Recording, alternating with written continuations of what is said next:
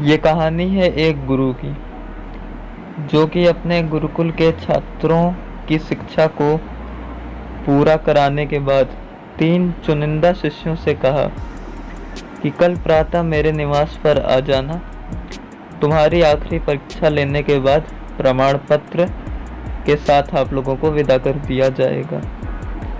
तो आचार्य ने कुटिया के मार्ग पर कुछ कांटे बिखेर दिए। तो सुबह तीनों शिष्य गुरुकुल आश्रम से गुरुदेव के निवास स्थान की ओर चल पड़े।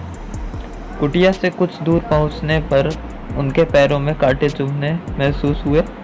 तो जो उनका पहला शिष्य था, उसके पैर में जैसे ही कांटा चुभे तो उसने वो कांटों को चुभने दिया और कुटिया तक पहुंचकर एक और बैठकर अपने पैरों से कांटे निकालने लगा।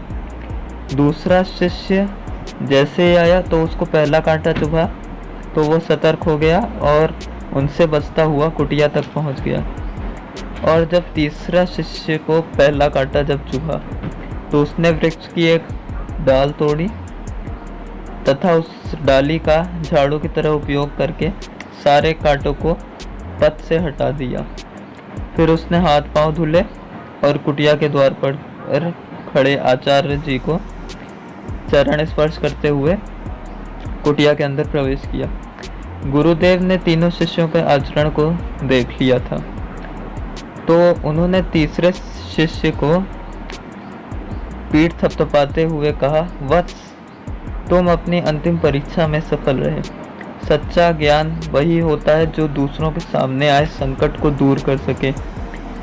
तुमने जिस तरह से कांटे को हटाया है ठीक उसी प्रकार तुम दूसरों के दुख दर्द को भी दूर करने की कला में निपुण हो। तो मेरे आदर्श शिष्य के रूप में तुम ही मेरे गुरुकुल का नाम सबसे ऊंचा करोगे। दोस्तों, ये छोटी सी कहानी हम सबको यही सिखाती है कि हमें केवल अपने राह के कांटों को दूर नहीं करना चाहिए, बल्कि हमको दूसरों के दुख दर्दों को भी दूर करना चाहिए। तो मिलते हैं आप सबसे एक और नई कहानी के साथ कल। तब तक के लिए बाय।